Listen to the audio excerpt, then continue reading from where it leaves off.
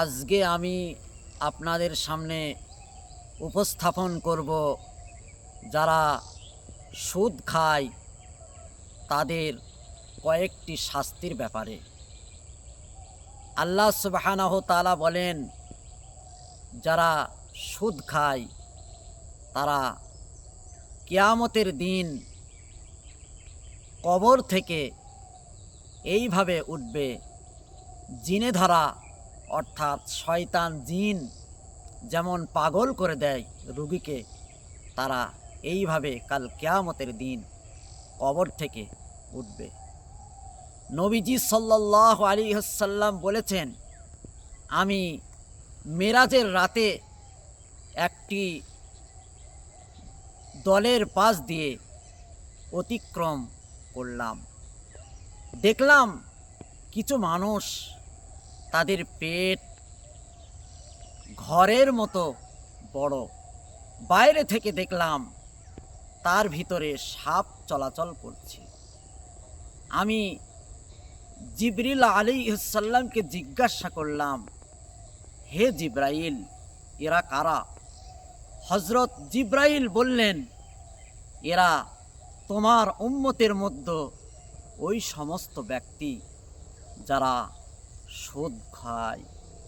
নবীজি সাল্লাল্লাহু আলাইহি সাল্লাম বললেন, আমি যখন মিরাজের রাতে চলাচল করছিলাম আর দেখলাম বিশাল একটি রক্তের নদী, আর রক্তের নদীর মাঝখানে এক ব্যক্তি সেখানে রয়েছে।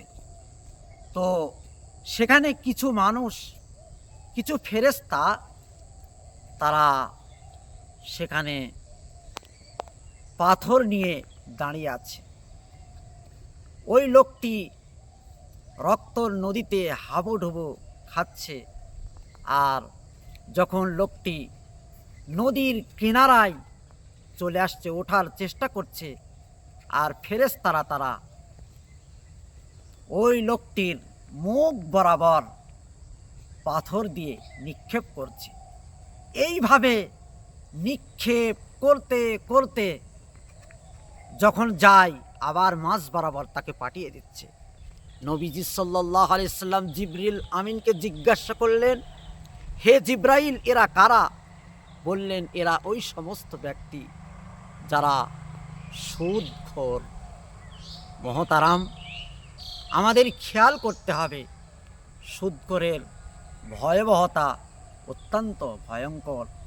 নবীজি আরও অন্য জায়গায় বলেছেন, যে ব্যক্তি সুদ খায় সে ব্যক্তি যেন নিজের মায়ের সাথে জিনা করল। নবীজি সাল্লাল্লাহু আলাইহি সাল্লাম অন্য জায়গায় ফরমান, সুদের গুনার ভিতরে 70 অধিক স্তর আছে, তার মধ্যে সবচেয়ে বড় গুনাহ হচ্ছে আল্লাহ সুবহানাহু তাআলার সাথে যুদ্ধ করা।